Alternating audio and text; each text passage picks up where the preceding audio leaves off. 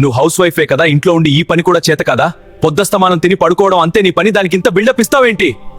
అంటూ భార్యపై కోపంగా అరుస్తున్న ఆ వ్యక్తికి ఆ భార్య చెప్పిన సమాధానం చూసి అతడి మైండ్ బ్లాంక్ అయిపోయింది. ఎందుకంటే ఉదయం డైనింగ్ టేబుల్ వద్ద భోజనం చేస్తూ ఉండగా అమ్మ, కొడుకు రాహుల్, కోడలు ప్రియ ముగ్గురు కూర్చొని ఉన్నారు. భోజనం సమయంలో రాహుల్ తన భార్యతో అన్నాడు, ప్రియా, నువ్వు ఈరోజు కూడా ఈ అన్నం పప్పు మాత్రమే చేశావా? వంట చేయడంలో జాగ్రత్తలు తీసుకోవా? నువ్వు హౌస్ వైఫే కదా, పొద్దస్తమానం ఇంట్లోనే ఉంటావు కదా, ఇంకా నీకేం పని ఉంటుంది? కిచెన్లో వేర్వేరు వంటకాలు చేయడం నీకు చేత కాదా, లేదా ఇష్టం లేదా? ఎందుకు రోజు ఒకే రకమైన భోజనం చేస్తావు అన్నాడు కోపంతో. అప్పుడు ప్రియ అంది, ఈరోజు నేను యాక్చువల్గా హల్వా చేయాలనుకున్నాను, కానీ కిచెన్లో రవ్వ అయిపోయింది. నిన్ననే ఆర్డర్ చేశాను, ఇంకా రాలేదు, రేపు చేస్తాను అన్నది. అప్పుడు కిచెన్లో ప్రెషర్ కుక్కర్ విజిల్ మోగింది. భోజనం సమయంలో ప్రియ కిచెన్లోకి వెళ్ళి తిరిగి వచ్చి డైనింగ్ టేబుల్ వద్ద కూర్చొని అంది, నేను కుక్కర్లో బంగాళాదుంపలు పెట్టాను, సాయంత్రం బంగాళాదుంప వడలు చేస్తాను అని.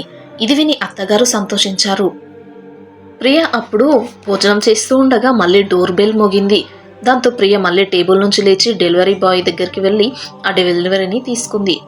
అది చూసిన ఆ అత్తగారు ఆ కొడుకుతో అన్నది, డోర్ తెరిచి ఉంటే ఏమవుతుంది, పాపం ప్రియ సరిగ్గా భోజనం కూడా చేయలేకపోయింది, భోజనం చేస్తున్న సమయంలో అటు ఇటు తిరగడమే సరిపోయింది అన్నది. ఇప్పుడు రాహుల్ అన్నాడు, సారీ అమ్మా, నాకు ఆఫీస్కి లేట్ అవుతుంది కాబట్టి లేవలేకపోయాను అని రూమ్కి వెళ్ళాడు.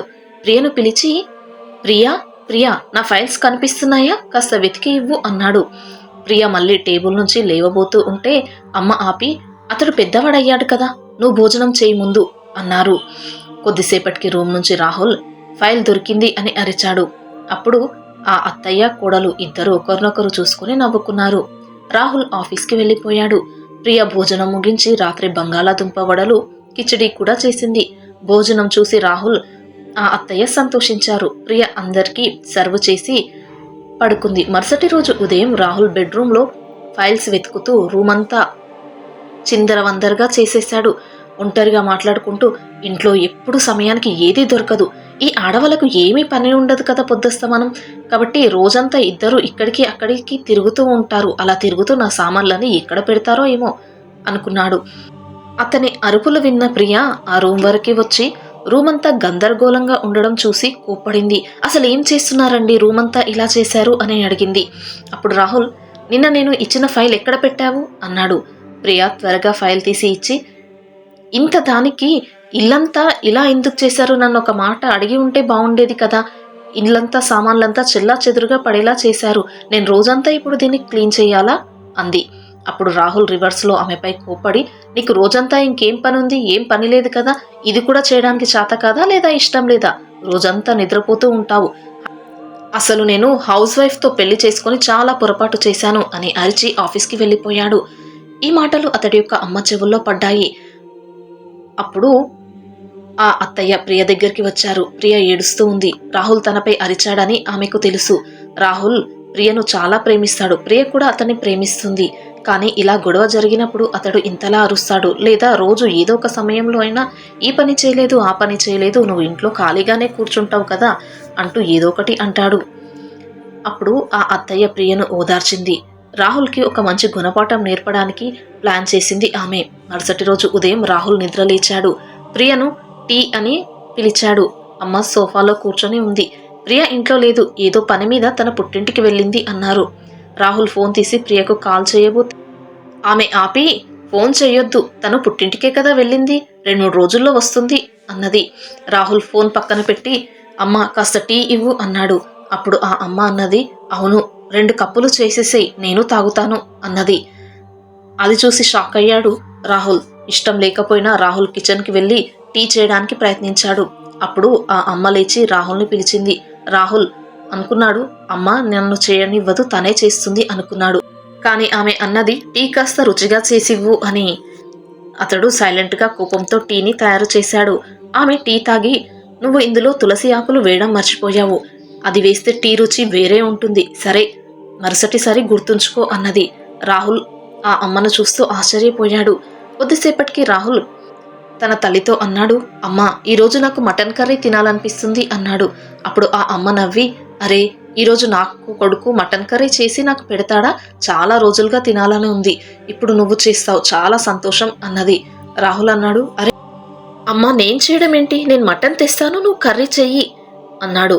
అప్పుడు ఆమె అన్నది, లేదు బాబు, నా కాళ్ళు చేతులు నొప్పిగా ఉన్నాయి, అంతసేపు నేను కిచెన్లో నిలబడలేను అన్నది. దాంతో రాహుల్ ఫోన్ తీసి రెస్టారెంట్ నుంచి ఆర్డర్ చేయబోతే అప్పుడు ఆ అమ్మ ఆపి, హోటల్ ఫుడ్ నాకు అస్సలు పడదు, పైగా ఇష్టం లేదు, గ్యాస్ ట్రబుల్ అవుతుంది, నాకు బయటి ఆహారం తినిపిస్తావా అన్నది. దాంతో చివరికి రాహుల్ పప్పు అన్నం చేసి 2 ప్లేట్లలో తెచ్చి ఆ అమ్మకు పెట్టి తను తిన్నాడు. అప్పుడు ఆ అమ్మ, బాబు నువ్వు మటన్ కర్రీ చేయలేదా అన్నది. అప్పుడు రాహుల్ అన్నాడు, అమ్మా అది సులువైనది కాదు అన్నాడు. అప్పుడు ఆమె అన్నది, ప్రియా ఉండి ఉంటే ఈరోజు మటన్ కర్రీ చేసి పెట్టేది, కానీ నీ చేతి వంట రోజు తింటానులే ఇక అని టేబుల్ వద్ద కూర్చొని భోజనం చేద్దాం పదా అన్నది. రాహుల్ మొదటి ముద్ద తిన్నప్పుడు ఆ అమ్మ అన్నది, బాబు పప్పులో ఉప్పు తక్కువ ఉంది, ఉప్పు తీసుకురా అన్నది. తినేటప్పుడు లేచి కిచెన్ నుంచి ఉప్పు తెచ్చి ఇచ్చాడు, మళ్ళీ నీళ్లు తెచ్చి ఇచ్చాడు. ఇలా చేస్తూ రాహుల్ ముఖంలో కోపం స్పష్టంగా కనిపిస్తుంది. రాహుల్కు అర్థమైంది తాను ప్రియతో ఎలా ప్రవర్తించాడో, అది ఎంత కష్టమో. ప్రియ హాయిగా చేస్తూ ఎప్పుడు ముఖంపై ఫిర్యాదు చూపించేది కాదు. భోజనం అయ్యాక అమ్మ ఆ ప్లేట్లను కడుగుమని చెప్పి రూమ్కి వెళ్ళిపోయింది. తర్వాత ఆమె రాహుల్ని ఇబ్బంది పెట్టే ఏ అవకాశాన్ని కూడా అస్సలు వదలలేదు. ఒకసారి దుప్పటి కప్పమని, ఏసీ టెంపరేచర్ తగ్గించమని, ఇలా దేనికో ఒకదానికి పిలుస్తూనే ఉన్నారు. ఇవన్నిటి వలన రాహుల్ చిరాకుగా మారాడు, కానీ ఏమీ అనలేకపోయాడు. మరుసటి రోజు ఉదయం త్వరగా లేచి ఆఫీస్కి వెళ్ళడానికి కూరగాయలు తరుగుతున్నాడు. కానీ దృష్టి కూరగాయల మీద లేదు, ప్రియ గురించే ఆలోచిస్తున్నాడు. నేను ప్రియతో చెడుగా ప్రవర్తించాను అని అతడు పశ్చాత్తాపపడుతున్నాడు. అలా కూరగాయలు తరుగుతూ వేలు కోసుకున్నాడు. లేచి వాష్ బేసిన్లో కడుక్కోవడానికి వెళ్తూ ఉంటే ప్రియ వచ్చి చేతికి పట్టి కట్టసాగింది. అంటే ప్రియ పుట్టింటికి వెళ్ళలేదు, ఇంట్లోనే దాక్కుని ఉంది. ఇది అత్తయ్య కోడలు ప్లాన్లో భాగం. రాహుల్ ప్రియను చూసి సంతోషించి క్షమాపణ కోరాడు.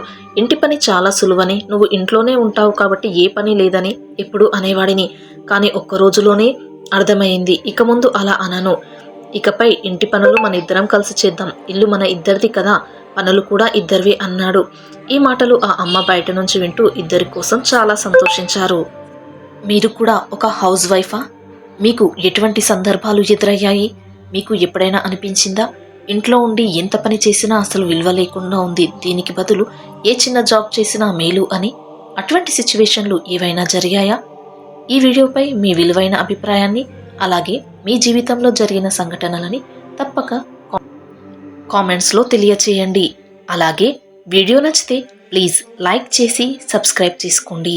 Thanks for watching.